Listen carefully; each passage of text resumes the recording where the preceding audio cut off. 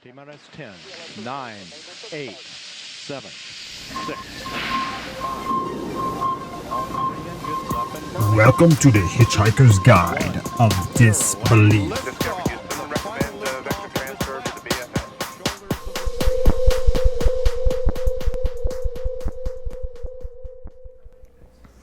All right, well, welcome back to our second part of our Scientology discussion on this newest edition of the Jack Russell podcast. We're calling these shows, which will have a whole series done, a Hitchhiker's Guide to Disbelief. And this is part 2 of the Scientology. I have the doctor in studio with me today talking about Scientology, and we're on we've already covered L. Ron Hubbard and the incarnation of Scientology, starting with Dianetics and going through, and we touched on a few other high points, like his involvement with Parsons of the Aleister Crowley OTO fame, and how Dianetics, just came into being, and how it's originally was not what it is today.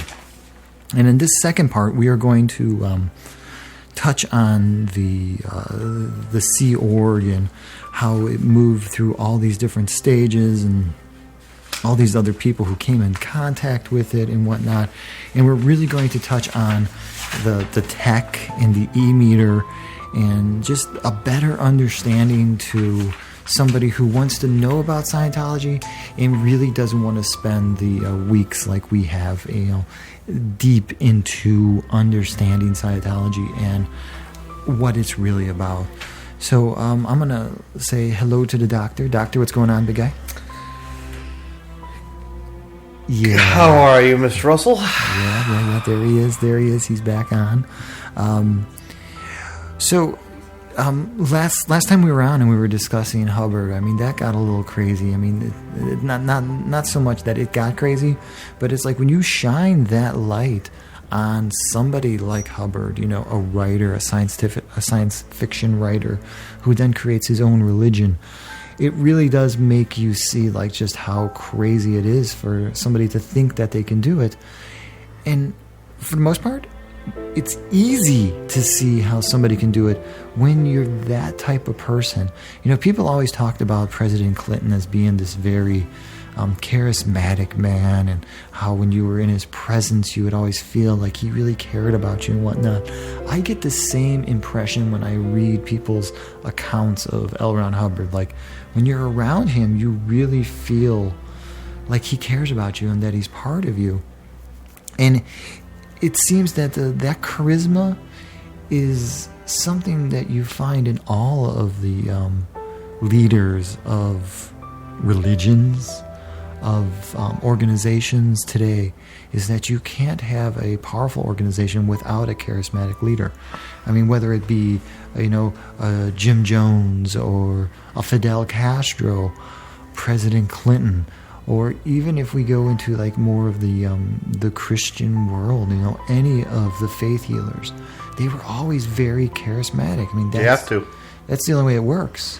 You have to have somebody that will have the masses come to them. You have to have that soothing voice. You have to have people want to come and give you money. Yeah. But what I find funny about Scientology as opposed to faith healers. So faith healers are healing you in the big crowd. I think back to like Billy Graham in 53 in LA. He's doing these huge things of bringing people, doing that evangelical. And then I think Benny Hinn. Benny Hinn recreates that whole thing, but lays hands on you, pushes the devil out of you, cures you of cancer, blindness, diabetes, and all this stuff. Well, that's because somebody's tripping you from behind so you fall. Well, yeah, or somebody's tripping you inside your head. But the thing is that Benny Hinn is giving you something now. And then you go home and you remember it and it kind of fades away. Christians call it a born-again high. Yes. So they feel, you get saved, you feel high for that day. In Scientology, You're never there. You get a taste of that high, and then there's something else for you to buy to increase that high. They're like the perfect drug dealer that doesn't really do much to hurt your body. First taste is always free. Yes, but it destroys your mind. Yes. And I think we're going to get into how it's destroying the minds of those who believe. It's destroying the bank accounts of those who believe, their family, and all those around. Yes. So where should we start this? Where should we go? I'd probably say let's start with the incorporation of the church. Okay. So Dianetics is falling off. L. Ron Hubbard is losing money. He needs money. He can't go back to writing books. Well, he can. He chooses not to. So he starts incorporating churches. 1953, first church is incorporated. He incorporates 3 churches. A Church of American Science, Church of Scientology, and Church of Spiritual Engineering. I believe they were all on the East Coast. The following year, he then moves over to California to adopt the purposes of the Church of American Science. At this point, it spreads quickly. It's a wildfire going through the United States, other English-speaking countries, the UK, Ireland, Australia. And the word is being spread through Dianetics at this point, or is it being spread through... He has followers at this point. So he has followers, and the followers are already getting their tech. Correct. Okay. Correct. And I just have to clarify for the listeners, tech is not technology as iPhones and things like that. Tech is these intellectual programs, these tapes, these books, these ways of getting this message of Scientology out to people and having somebody water it down for you so you understand it, but you never fully get it. Correct. It is nomenclature used by Scientologists. Full name would be advanced technology. Advanced technology. Correct. Hubbard himself develops it. It is the enormous body of all the rules, the instructions, the regulations, everything applying to Scientology. Hubbard is always called the source of the tech. Source. The tech is viewed 100% effective when used the way that Hubbard prescribes it. It's effective 100% correct. of the time, 50% of the time. That's why that if a person or an auditor is experiencing troubles with the tech, it's never the tech. It's the trouble lies with the practitioner or the student. Just as a writer, you can tell that he always builds in backdoors. Yes. It's something writers always have to do Yes. because they always have to get their character out of a sticky situation or a jam. So you build a backdoor into your philosophy at some point when you're doing a fictional writing. So it's not surprising that it exists, within the use the word tech, that there's going to be these backdoors that exist in there. Oh, of course. Of course. And it's a shame we can't get our hands... the way Hubbard has it set up is that anything good that happens to you is because of Scientology. Okay. Anything bad happens to you, it's your fault. It's your fault. Yeah. It is never Scientology's fault. Do you think at some point they're going to have a devil? Besides the Thetans? Well... Besides the non-believers? Besides this might be a good time to talk about the SPs. SPs. Because SPs are suppressive persons. Suppressive persons. Correct. Suppressive persons, it's a person with a sociopathic tendency behavior. The label, it's a catch-all term used by Scientologists, by the church leadership, for anyone that is at odds with the church, with Scientology, even including its internal critics. SPs exist with inside. It can, correct. Now, where this starts to become somewhat like another religion, not to mix the two together, but with Jehovah's Witnesses, for instance, is that the Church of Scientology forbids members from associating with an SP. Once that SP has been... Once you've been labeled an SP, like a Jehovah's Witness has been labeled disfellowshipped, you can no longer talk. You can no longer talk to them. So parents have to kick their kids out of houses, cease contact with each other. The term kind of started in the 1960s when Hubbard intensified his complete authoritarian control over the movement. He later expressed some concern with abuse of the label, but so an SP, suppressive person, anybody that is a critic or says something bad about Scientology. Okay. What was the question? There was no question. We're just, I don't want to say we're spitballing, but we're going through it. We were... In 1957, the Church of Scientology was granted tax-exempt status by the state of California, by the IRS, as were some other churches. Now, in 1958, the IRS starts to review this status, and that's when, in 1959, 1960, Hubbard takes off and moves to England for up 10 years. Up until the mid-60s. Yeah. Now, at this point is also when the FDA comes after the church because of its e-meters. All right. Now we're in the realm that you get something for your money. Yes. Because now we have... Well, not quite, because your first session with an auditor can be free.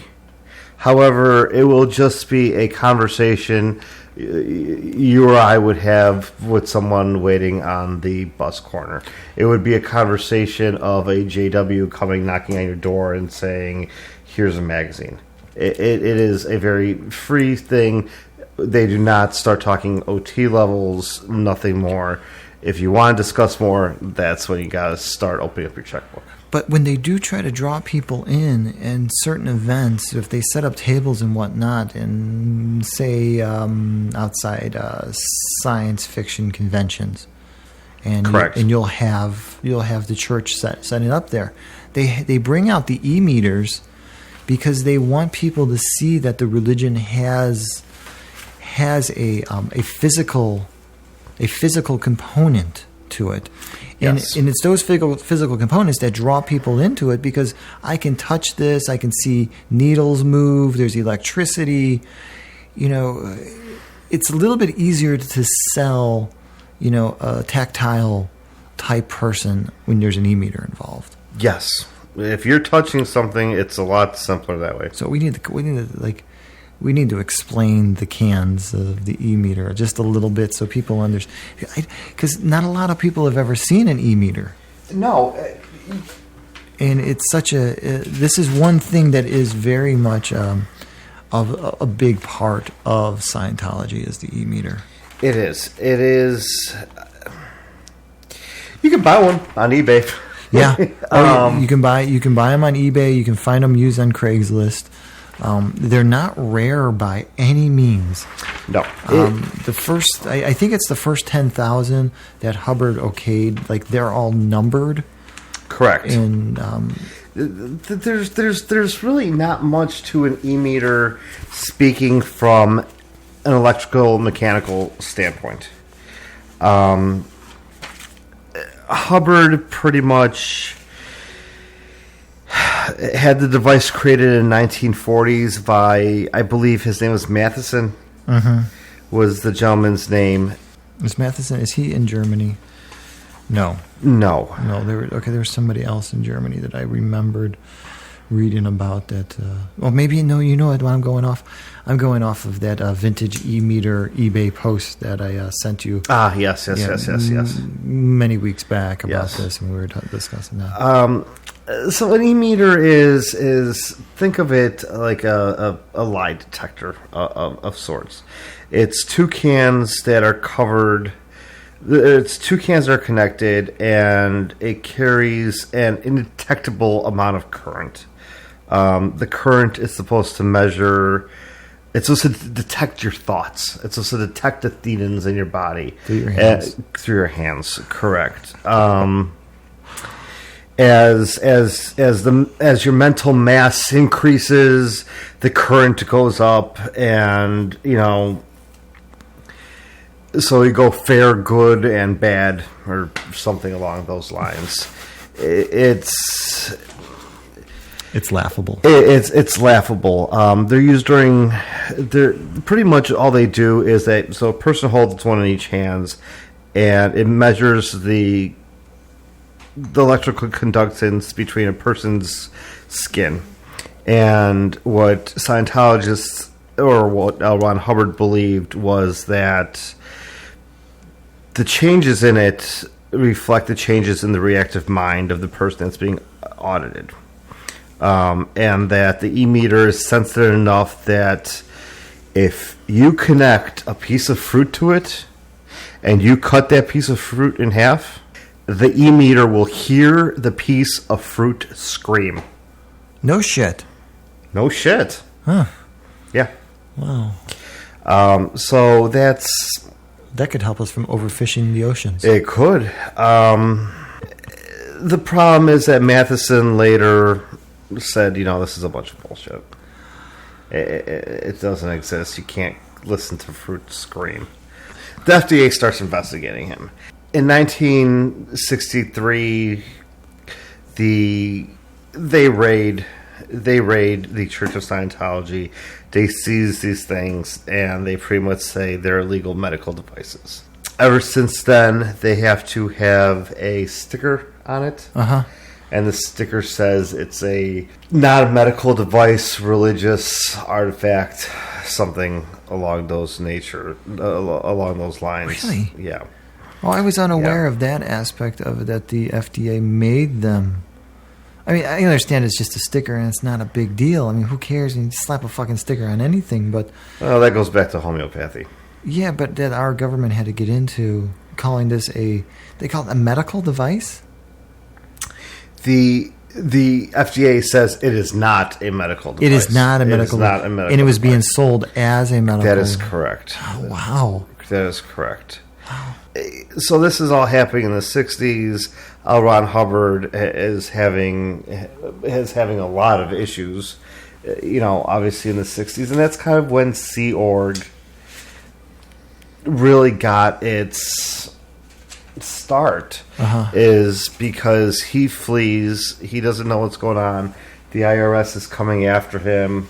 He's having problems. And he needs to start cleaning up Scientology.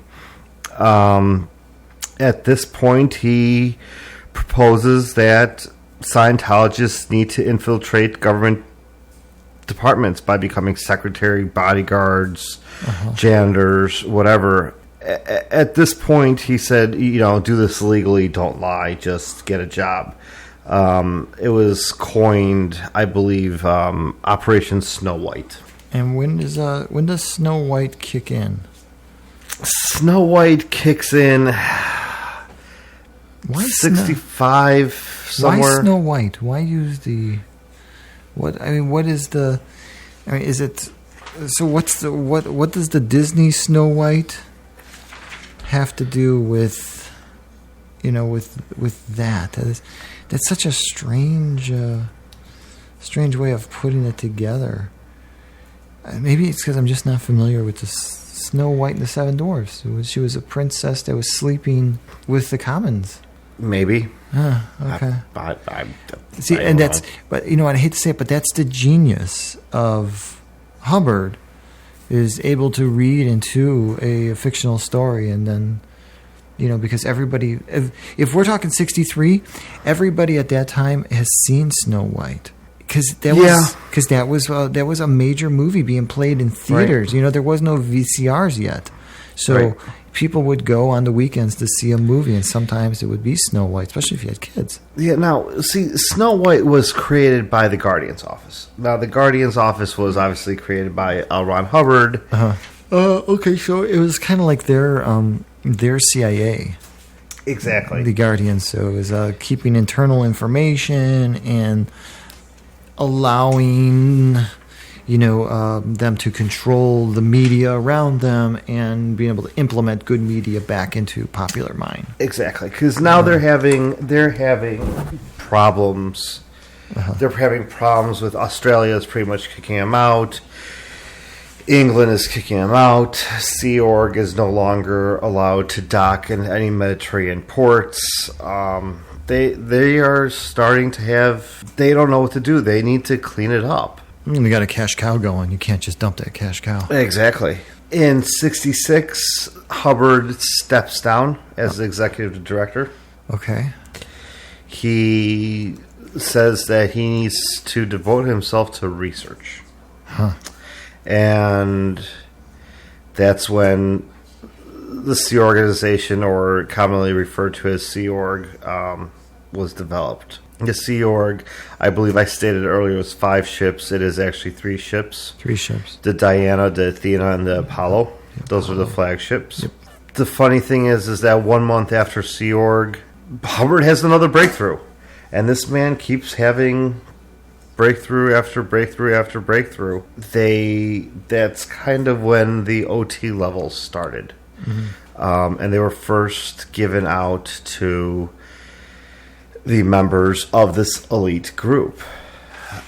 What are these people supposed to do? They're stuck on a ship with him, and they believe with him. They've given up their families. They're making pennies on for an hour of hard labor. And so, have you speaking about Sea Org and the people working for them and whatnot? There's an interesting documentary that I believe I saw on Hulu about 5 years ago that had to deal with people who were leaving Sea Org. And I've been looking for it for the last week, trying to remember what this documentary was called. But they actually had like everybody was black screened, and their voices were disguised and all this.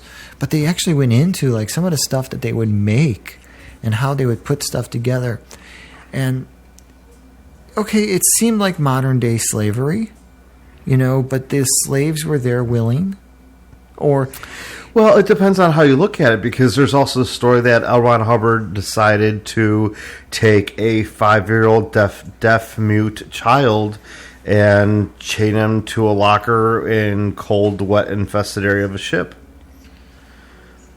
For some sort of reason, of course. Well, of course. I mean, he had some sort of psychological breakthrough going on, that the kid had problems. Maybe he was autistic or something like that, and so that was the best way that Hubbard knew how to deal with the problem. And since everybody around him was crazy, and he's crazy, they all got this good big bag of crazy together, and let's chain the kid down. You and I look at that as being like horrible, but if everybody around you is nuts, and this is the best way you have to deal with it. What I was going to say is on a video I watched of Miscavige, and we haven't gotten to Miscavige yet, but we have not. He's coming up in the 80s. Okay, but about Sea Org, he shows in this video, he shows them editing this 1958 movie that was made of Hubbard talking about Clear, the tech of Clear, and how the profile of the team. And they show the editors. They show a short clip of the editors at their editing booths. And it's like 30 people in this little dark room all sitting in front of Apple computers editing this video. They're all the guys have the same haircut. All the women have their hair tied back the same way. They're all wearing the same colored shirt. Yes. It was like looking at some sort of Chinese work labor camp. Yes. Not to offend the Chinese in any way. If work labor camps are your thing, they're your thing. But that's in America. Or, sorry, I should repeat that. That's in America. And So you've got all these people and that's Sea Org. Correct. Those are the people working at Sea Org, 15 hours a day for nothing, editing the film of their gracious leader. We're not talking North Korea here. We're talking America. America. The Sea Org, they believe that what they're doing is they are trying to experience themselves out of the body. Mm-hmm. They are trying to exteriorize themselves. And this goes back to the whole galactic confederacy. You have the 26 stars, you have the 76 planets, and then from them comes Earth, and then you have the Geek-Hack, I believe it's pronounced. The Geek-Hack? The Geek-Hack, is it? That is something you might be able to speak more about. That's the confederacy that's controlled by Zenu, where people are sent to Earth because of other overcrowding. The Sea Org pretty much resembles the group from the Galactic Confederacy. Every time you say this, I just start laughing. Well, if you want to laugh, then I think Hugh Urban said something once, and it says that the Sea Org resembles a group within the Galactic Confederacy led by Grand Moff William Kuhn, known as the Loyal Officers who overthrow Zenu. Hubbard, to that, states that he formed the Sea Org to help the operating Thetans push through the Wall of Fire. And at OT3, the training level reveals that creationist myth. Because level 1, level 2, you don't know anything about Zenu. Especially back in the days before Google. You knew nothing about it. The problem is that if you have a wife, children, whatever, and you're born into this, and you're a 6-year-old kid, that's all you know. And do you think they indoctrinate the 6-year-olds into the mythology of Zenu? Not until they're OT3, because you're not allowed to know about Zenu until OT3. So then OT3s aren't allowed to talk about Zenu either. Unless they're talking with someone higher. OT4s and 5s Correct, and 6, correct. and they're having a problem with the mythology, so Correct. how do I deal with this? But once things started coming out after Operation Snow White, after the IRS subpoenas them, they start the rehabilitation rehabilitation project force. But that was in 1974, and that's pretty much a work camp. And the work camp, it can consist of scrubbing toilets with a toothbrush or licking up bathroom floors with your tongue. Wow. Yeah. That must taste like shit. Literally. Why don't you tell us about the Sea Org a little more? You know what? There's not much more I can tell anybody about Sea Org since I haven't had a first-hand experience. But the story that I refer back to is something that I heard on Coast to Coast with George Norrie a while back, where one of the I think it was the daughter of Miscavige, Jenna, ran away. And she was telling a story about 2 young Sea Org members that were trying to run away. And it's Nevada? Is that where they're? I believe it is. It's in Nevada. And so he was trying to make his way to Arizona. Because if he could make it over the state lines with his girlfriend, then they could be far enough away from Scientology and the Scientologists, and they couldn't touch him. So the funny part is that he's working with some other ex-Sea Org members to get him free, and they get to the airport, and at the airport the people from Sea Org are all there, and they're not physically trying to stop him. They're just reminding him that once he goes, he's not going to be able to talk to his mother and father, who are also in Scientology in the Sea Org level, right? And he's going to lose all contact, and they're trying to guilt this young man back into Scientology. And to hear him tell his story of trying to leave Scientology, it was pretty heartfelt. Like, like, it's hard for somebody to want to lose their family. And what makes it hard for me to think about this is that if you can't tell that your family's crazy and you still want to hold on to them, then you deserve to go back and be part of your family. Right. But obviously this guy, he made it out with his girlfriend, and, they talked about their life after that, and it wasn't anything, it's manipulation like that and brainwashing. It's really hard to get on board with normality. It's not easy, because you don't have any concept of right or wrong outside of what you've been told. And if your right or wrong meter strictly comes from Scientology, that's a fucking hard one to... It is. It is. Well, going back to the Snow White thing. Yeah. The Church of Scientology owed the IRS millions of dollars in taxes. In the early 70s, it starts getting scrutinized. It starts getting scrutinized by the FDA, like we spoke about. It starts getting scrutinized by the FBI, by the IRS, everything else. L. Ron Hubbard knows that something's coming down. Mm-hmm. So he has the Guardian's office. And the Guardian's office, L. Ron Hubbard wrote a document called Order 732. Okay. And Order 732 pretty much called for the removal and correction of all erroneous Scientology files. And this is where Snow White got its origin. So this is when they talk about all the tech that was destroyed, this is him Correct. Destroying the original tech. And files and things of that nature. Hubbard was originally named in the indictment. Mm-hmm. He was then... re-indicted as he was then changed to an unindicted co-conspirator. Mary S. Hubbard went to prison. 10 others went to prison. Federal prison. Correct. Okay. I think they went to a club fed. Yes. Yeah, so it was a nice... Along with a bunch of Illinois governors. Yeah, okay. At the time, it was the biggest FBI raid done at the time. No shit. Yeah. Wow. Because of just the number of places that were being raided, and they had to coordinate? It was 160, 150 something FBI agents at the same time just ran in and just raided the place. And they raided...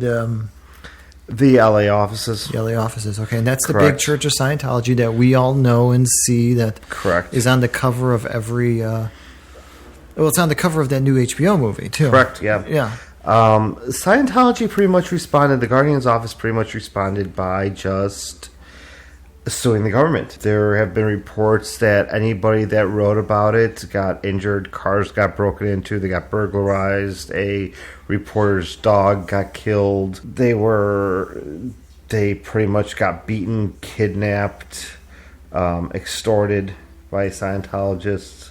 These are the reports. Anybody who opposes Scientologists is a criminal. In the eyes of Scientology. In the eyes of Scientology. Yeah. So what happened was that by 1980, they owed something along the lines of $1 million in taxes. And that would have squashed Scientology. They were that far in the hole. They were that far in the hole. Huh. What happened was that a lot of things came out of this raid. A lot of files came out of this raid. Everything about Zenu came out of this raid. You got to remember the raid lasted 21 hours and filled a 16-ton truck with documents. Holy shit. Oh, okay, so we're talking the 60s too, so everything's on paper. Right, Yeah, exactly. Well, now it would just be a jump drive. Exactly. Where's your tech now, L. Ron Hubbard? Right, but it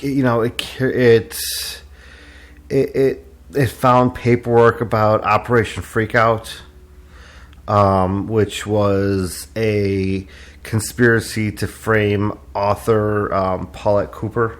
Okay. On false bomb charges. It found out blackmail about the mayor of Clearwater on false hit and run charges. It showed it had other Scientology apparently had other targets. They had, the World Federation for Health. They found a lot of stuff on Scientology, and Scientology's lawyers had a lot to argue, and they pretty much argued that the FBI in the raid violated the church's Fourth Amendment rights. Scientology kept promising to take it to the Supreme Court, but the Supreme Court said no, we're not going to hear it. And then in 1978, 10 members got sentenced to prison, along with Mary Sue Hubbard, who was L. Ron Hubbard's wife at the time. The Church of Scientology tried to have 150 of the 160 federal agents subpoenaed just to stall. But it took about 5 years, and 1979, 1980, it finally ended. Mary Sue Hubbard went to prison for 5 years. The other ones went to prison for anywhere from 6 months to 5 years. The funny thing about it was that part of the grandstanding was that 2,400 lawsuits were filed against the IRS. What? To try slowing it down. Any idea what some of these suits entailed?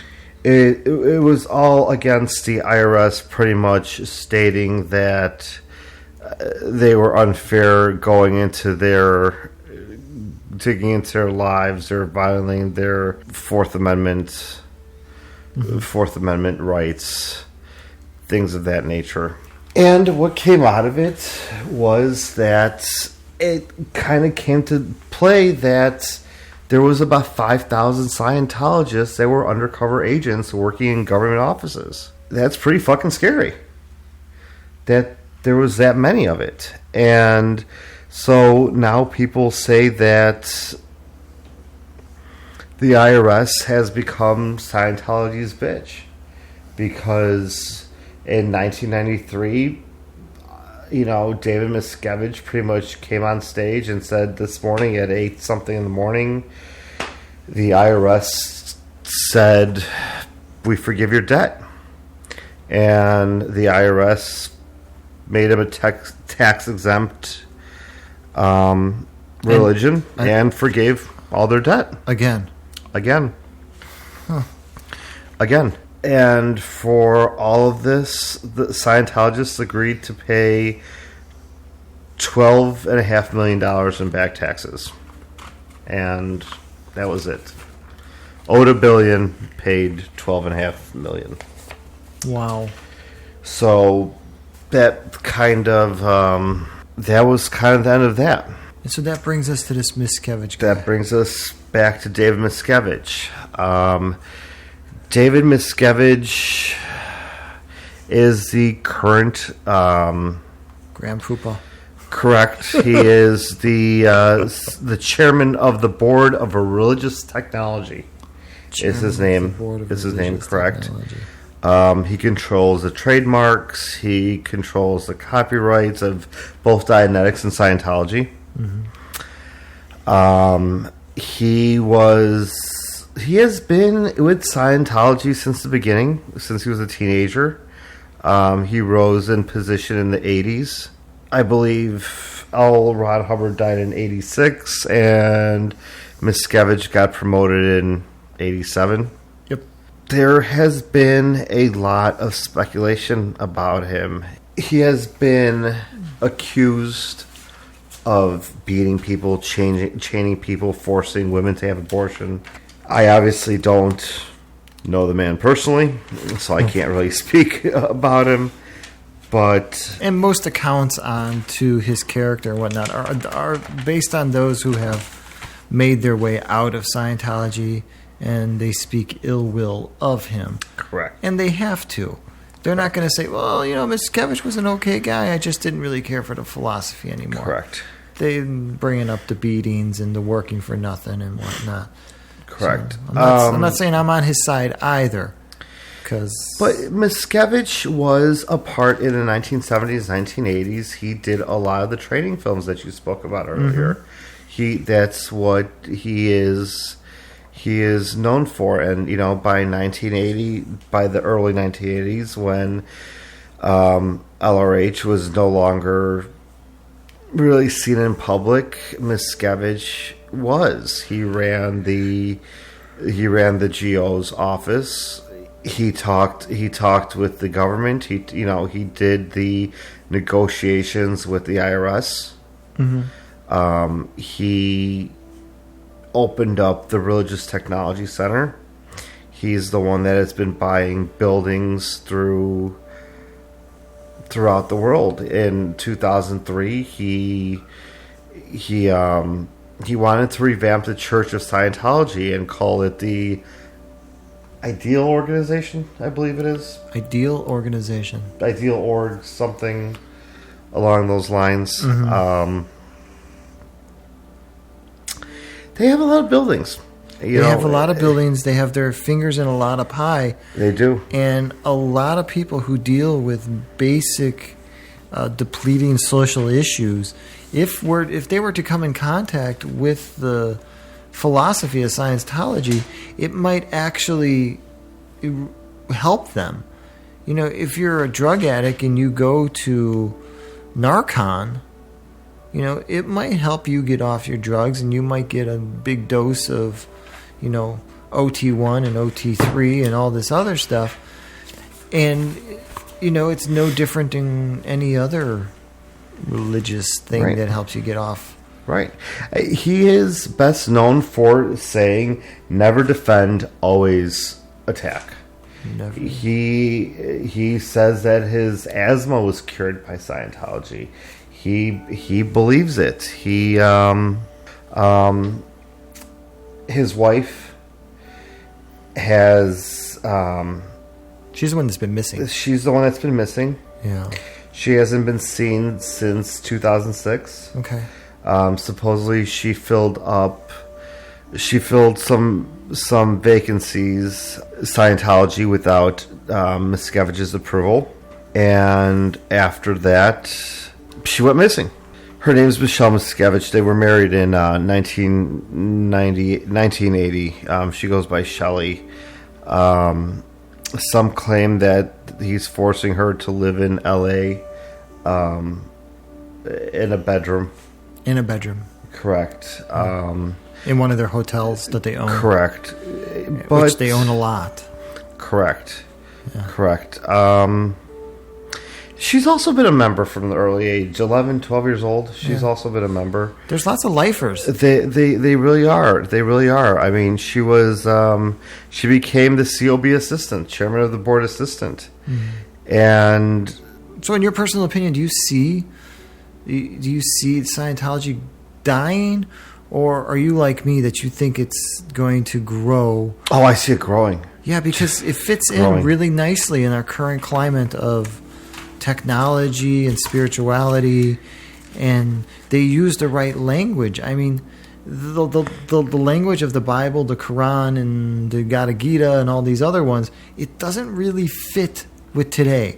No, it doesn't. And for a non-profit organization in 2012, they had $1.5 billion. It's a lot of money. We're not talking property. We're talking just cash. Just laying around. Swimming like Uncle Scrooge in cash. Part of the IRS deal that they said in 1993 says that all L. Ron Hubbard's novels are religious texts, and they do not pay taxes on those. No shit. Yeah. Wow. So they got a pretty good deal. What's David Miscavige up to now? It's hard to know. It seems that it's all right now. It seems all about the money. They just keep buying up property left and right. And spread the word. The amounts that it costs. Well, the Nation of Islam has been using Scientology as their marketing ploy. Louis Farrakhan implemented it into the teachings for the Fruit of Islam, which I don't know if my listeners and anybody listening to this is not familiar. If you go through some of the the black areas in Chicago, they are the guys who are running up and down the street with the bow ties on, trying to sell you a newspaper. And you know what? Pick up one of those newspapers. If you get the chance, buy a copy of their newspaper. It's a real interesting read. I'm not saying it's going to be life-changing, but it's interesting to see what these people are doing. So, yeah, Louis Farrakhan was working with Scientology. And that makes sense, too. I mean, Farrakhan's in it for the money. I mean, he's not. They all are. They all are. So if you got a certain band of crazy that works in one sect, why not bring it over to another sect and put that band of crazy to work there? Yeah.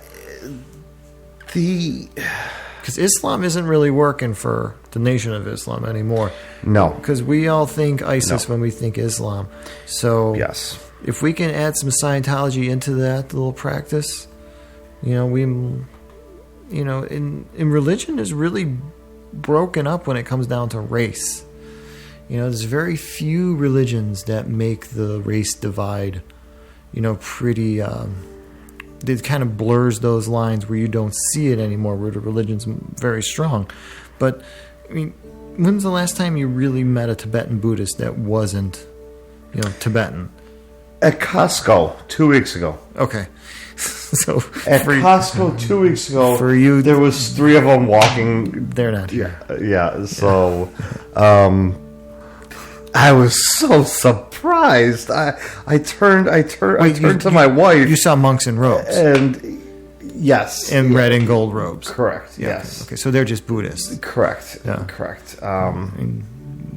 We got like 3 Buddhist centers around us here. So. Yeah. So yes, you're right. They wouldn't be Tibetan, but But just the point being, yeah, it's hard to imagine that, that somebody wouldn't want to implement some sort of, religious leader wouldn't want to introduce the philosophy of Scientology if his religion was falling apart, or if his religion was falling under such horrible scrutiny that it was no longer going to be relevant in the community. I cannot believe that Scientology is... The problem with Scientology right now is that their numbers are dropping. Their income is rising. They no longer have the 60,000 adults that are part of Scientology. They have maybe 5,000. I don't know the exact number of it off the top of my head. 5,000 core members? Active core members. Correct. But the total assets and property of Scientology has doubled since 2004. Makes sense. And property was cheap, Right. I mean, they went 4 years ago. Right. They went from 5 million square feet of property to 12 million square feet from property. Wow. You mentioned that they were trying to open up a new one here in the city. In the city of Chicago, correct. They have over 11,000 Scientology buildings in 167 nations. Wow. They are very widespread. Mm-hmm. They're still growing. There's still millions of DVDs published by L. Ron Hubbard. Since 2005, there have been over 15,000 hours of lectures translated from L. Ron Hubbard. People are still listening to it. There's over 70 million videos in 17 languages. Over 32 million visitors a year to Scientologist websites. 17 million separate videos, or just 17 million pressings of a video in 136 languages? So 70 million videos in 17 different languages. Different pressings would be my guess on that. But that number is astonishing. That number is out of this world. It is. I don't think there's that many music videos that exist. I can't imagine there would be. From different artists. So how could one small little section of a... You got 17 different languages. Yeah, that's what do you talk about for that long? How many times can you retell the story of Zenu? Yeah. Well, I sorry, mean, you can't well, you can't tell the story of Zenu. You have to tell the personal mission. YouTube claims that 300 hours of video are uploaded to their website every minute. So, I mean, that's 300 hours every minute. correct. Wow, that's a staggering amount of video. Isn't it? I mean, YouTube has over 1 billion viewers every month. Still my favorite website. It is. Right after withjackrussell.com. There's still of people throwing money towards it. And when it costs so much money to be cleared in Scientology. We should define clear here. So clear, let me get you the exact definition of clear. That's the problem with Scientology is you have to define these words because just like we used the word audit in the first series, and we had to define audit because even though it kind of means the same thing, it actually means something completely different. But besides going over your finances or going through something, correct. So there's clear and there's pre-clear. A pre-clear is a person comes from auditing with the goal of recovering awareness and the control of all material stored in what's called the reactive mind. The reactive mind is also called the bank. The bank. Correct. This is the part of the mind that stores the exact images, the engrams, as we discussed earlier, of past events that occurred while the person that was unconscious or even unaware. These images can be reactivated when the current situation closely resembles the engram, thus triggering irrational responses or psychosomatic illness. The bank includes impressions of physical and spiritual trauma, which pushed us to make cause-effect connections, make decisions about reality, make conclusions about people, family, life, etc., all of which create the quote-unquote world within our mind. These images entail the functions of a kind of mind control about which we are mostly unaware until auditing. And if you're clear, then you are a church follower who has reached the first two main levels of the way to salvation after undergoing auditioning and freeing themselves from the negative influence of subconscious. Converts, obviously, are pre-clear. Now, keep in mind that in 1950, a lecture to be cleared cost $500. In 1950. What did that lecture come in the form of in 50? Was it just written word?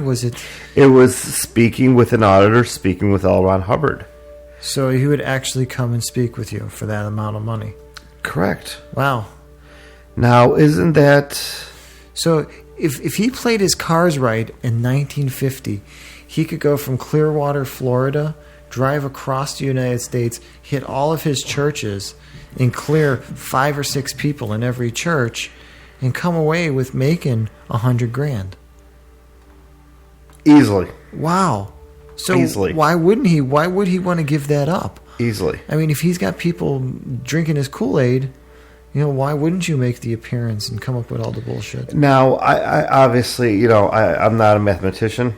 I have not done the math. If your users are interested, or if you would like to post, there is a chart of how you become clear, and how the chart actually works.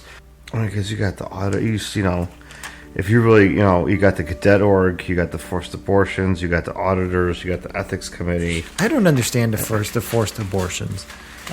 Sex is bad. Well, I see I don't understand the sex is bad thing within the church. And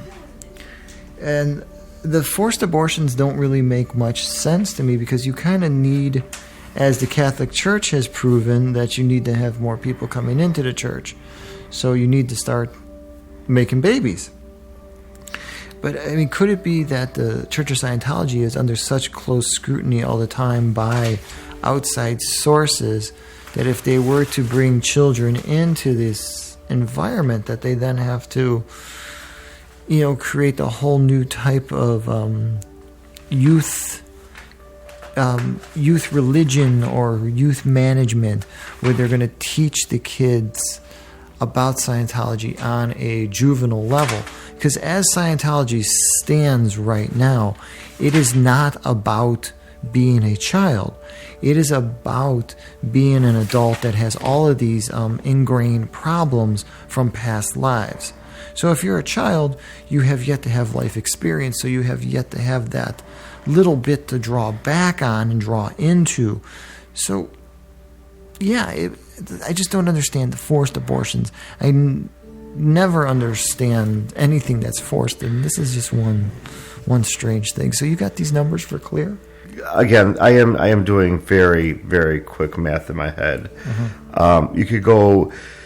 See, the thing with Scientology is that when you meet with an auditor and you say, I don't have any money, I have medical problems, I don't have any money, my kidney's about to fall out, I need to pay for an MRI. They say, well, let's see your credit card. Oh, you still have $38 left on your credit card limit. Cha-ching, there's $38 towards that bill. Oh, you can mortgage your house. We'll give you a loan for, predatory lending numbers.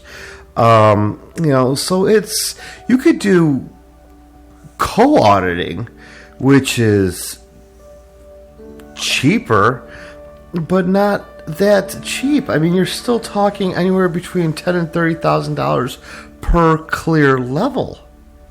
So what you're saying is they teach their people ways to find your own money in the world, where you feel you don't have any because you don't want to spend that extra $100 on your credit card because you don't want to pay the interest rates on it. They'll say, no, you have it. You can have this. If you give us this, we are going to give you that. Correct. You give us that, we'll give you this. For say.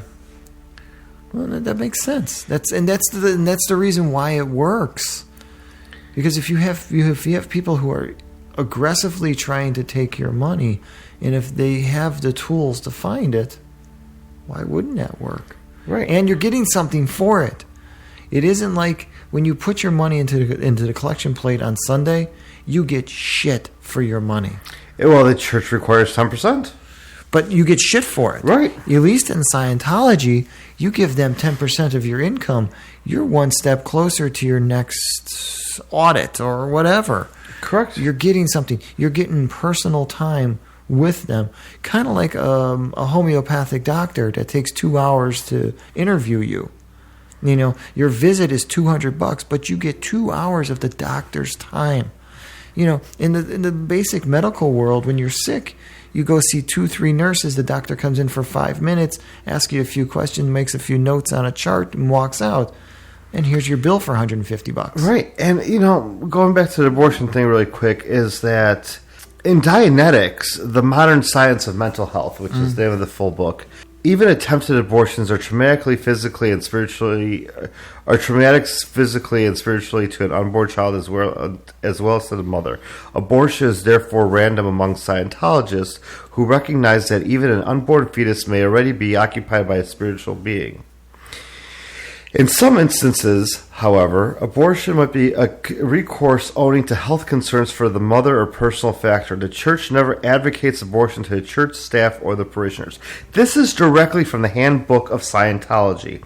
However, Sea Org pretty much states that abortion is very common. It's hard to raise a kid in Sea Org when you got to work a 16-hour day. Right. I mean, part of L. Ron Hubbard's were that... abortions are like ulcers. You have to treat them. You cannot focus on getting rid of of the Ingrams, of getting rid of the Thetans if you're breeding one.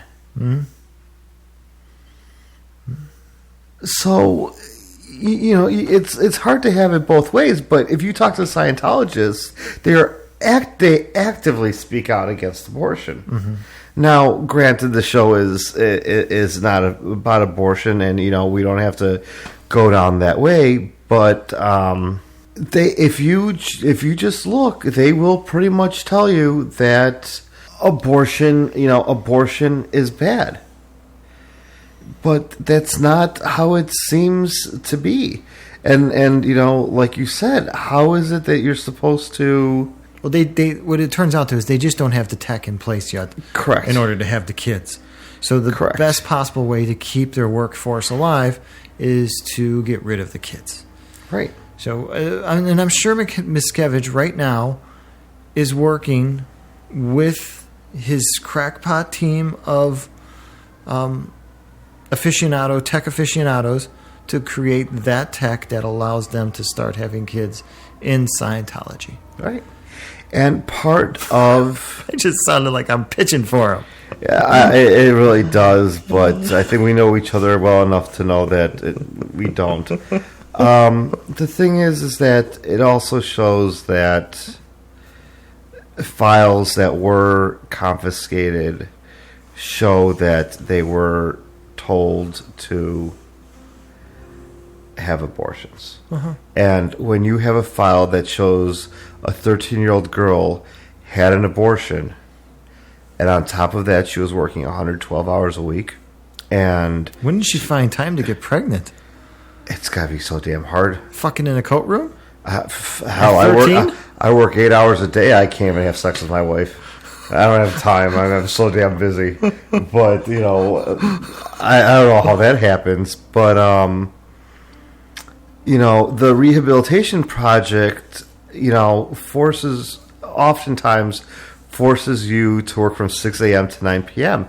That's 15 hours of heavy labor. And that's only 15 minutes for meal breaks. And then, so you get $22.50 a week at first, which then goes up to $50 a week. But then you have to pay rent. And you have to pay for food. So by the time you're said and done, that's $10 a week that you're making. You know, how are you supposed to live off that plus raise a child? You know, it's not... That's not going to happen. But that's in a closed community, though. The Amish are a close community, too. No. Oh, no, I don't mean anything like that. I mean, the organization we're talking about here, where they're doing the forced labor, that's a closed community. Those people don't leave the compound. Everything's provided for them on the compound where they're working. There's very few people in Sea Org who live amongst general population. And that's usually almost none, right? And that's usually the ones that are downtown that work at the Scientology. Are they churches? I don't know what the storefronts are called. We actually drove by one earlier today. Okay, and it looks like a regular office building. Okay, I mean it says medical office building out front, except when you pull up the county assessor's forms, it is owned by the Church of Scientology. Okay. You know, medical being... From what it appears, I've never been inside the building. From what it appears, it looks like it's got a chiropractor's office, a dentist, a urologist, a proctologist. It looks like a regular. Do they have their own doctors? The Scientologists, yes. They have their own legal teams. They have their own... But I mean, okay, so if we're a family of Scientologists, okay, we don't get to go to Joe Schmo general practitioner. We have to go to the Church of Scientology's practitioner? Are they that weird? Oftentimes, yes. Oh. Now, that's something else. It really is. That's a whole new form of control I never even applied to this. It really is. Well, then think about Jehovah's Witnesses. I understand, but I never applied that to Scientology to think that they would go that far to say, listen, when you're having a hard time with a sore tooth, you have to go see our dentist because before you sit down in the chair, we have to do an audit. And they run you through everything, and it gives them a chance to sell you more tech. Just as a really quick thought, our L. Ron Hubbard went to the American Psychological Association and asked them to make Dianetics a certified type of therapy. And they had no interest. They laughed at him. They laughed at him and said, it's not in our best interest to keep people sick. That's not what we want to do. Our science is barely even proven. You want us to help you prove yours? Correct. I mean, the last data that I could get my hands on, right now it OT8, not including the original pre-clear states, is about $380,000. However, in the last data I physically have hands on, you're talking an OT1, two 12-hour sessions is $3,300. $3,300. Correct.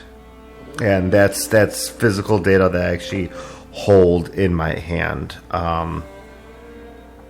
Now, that's not to include, of course, the remedy books, the cure books, the Dianetics book, the lectures on tape, or, well, I guess it wouldn't be on tape now. They're all... And so forth. Plus, of course, yearly membership fees. You know, you can't forget about yearly membership fees. Somebody's got to keep all these offices spick and span. It's not the cheapest thing to become. How hard do you think it would be for us to find somebody that's part of this? I personally know one person. Really? Who isn't full-blown Scientologist, doesn't go to church, but... do they actually have services? I'm very interested in going one to one. There is one in the city of Chicago. Yeah, it's Lincoln Avenue. Correct. Lincoln Belmont and Ashland. But correct. But do they hold service, like singing and dancing, and somebody reads from the good book of Dianetics, and the plate gets passed around? Is it? I don't know. I think it's time for us to go find out. I think Easter Sunday might be a good day. I think maybe that's what we'll be doing. Yeah, it's a series of classes I know recently at that church was a church in the Midwest was a 3-day class. No lunch, transportation, food, boarding, anything like that. Was $500 for 3 days. Now, I don't know how long they actually consisted of, but just a simple counseling, chit-chatting for a little while is roughly about 15 minutes. It's almost, like going to see a fortune teller, I would say. The problem you have is you and I could walk in there both with perfect marriages, with perfect lives, and they'll tell us that, 400 years ago you were molested by someone, and you need to now give us X amount of dollars to... molestation out of you. Correct. Huh. Correct. Right. Well, I have to say this has been a very interesting hour-long talk with you. We haven't scratched the surface. That's a shame. We have not scratched the surface, and I do not want to bore your listeners anymore. If you get feedback, and if your listeners would like to know more, there are literally hundreds of more documents that we could discuss. I think something that would be much better would be for part 3 of Scientology, that we actually go to a church. We walk into a church. That's a good idea. If your listeners are interested, there's Cadet.org, there's The Whole, there's Sea Org. There's obviously... When we say that if you're interested, like, we're not saying... No. Don't go join. No. But if you're interested in, like, a good dose of crazy... Correct. I haven't spoke with Alex Gibney or Lawrence Wright about this. The HBO film Going Clear. This is obviously this is not a ad by any means, but Going Clear, which has been airing on HBO, was a documentary by Alex Gibney, Gibney, and it's based on the book by Lawrence Wright. They're good places to at least start. They're good places to start, but they only introduce you to the crazy. Correct. They will not give you the full. Yeah, you got to. They will not give you the full background. You got to spend some time watching Miscavige and Yeah. listening and looking at the Scientology website and just seeing how they're presenting the philosophy. Our 2-part series, Soon to be 3. soon to be 3 hours, has probably covered a few dozen hours, I would say, at least of reading. Not just research, but just some good old-fashioned reading. Good old reading. Reading and watching. Yeah. There is a lot more to cover, and I think if there is I think part 3 will be after our visit to the Church of Scientology and listening to the good word. Okay. Word. In closing, thanks a lot for listening. Please don't forget to download us on SoundCloud. You can follow us on Twitter and Instagram. And if you're at all interested, Stitcher and Tuned In have our live feeds. So until next time, this is Jack Russell and the Doctor. And this is from the series, A Hitchhiker's Guide to Disbelief. You're in the middle of a Jack Russell podcast. Don't forget to download on Stitcher and SoundCloud. Oh my goodness, you sit down and you get a little nervous. just like Stitcher. Thanks for listening to Jack Russell. Thanks for listening to the Jack Russell podcast. Remember, you can always listen to him. You can download his podcast on SoundCloud and Stitcher. And you can always follow him on Facebook, Twitter. Thanks for listening to the Jack Russell podcast. Remember, you can always download his cast on Stitcher and SoundCloud. You can also find him on Facebook, Twitter, and Instagram. You're in the middle of a Jack Russell podcast. You're in the middle of a Jack Russell podcast. You're in the middle of a Jack Russell podcast. Don't forget to download.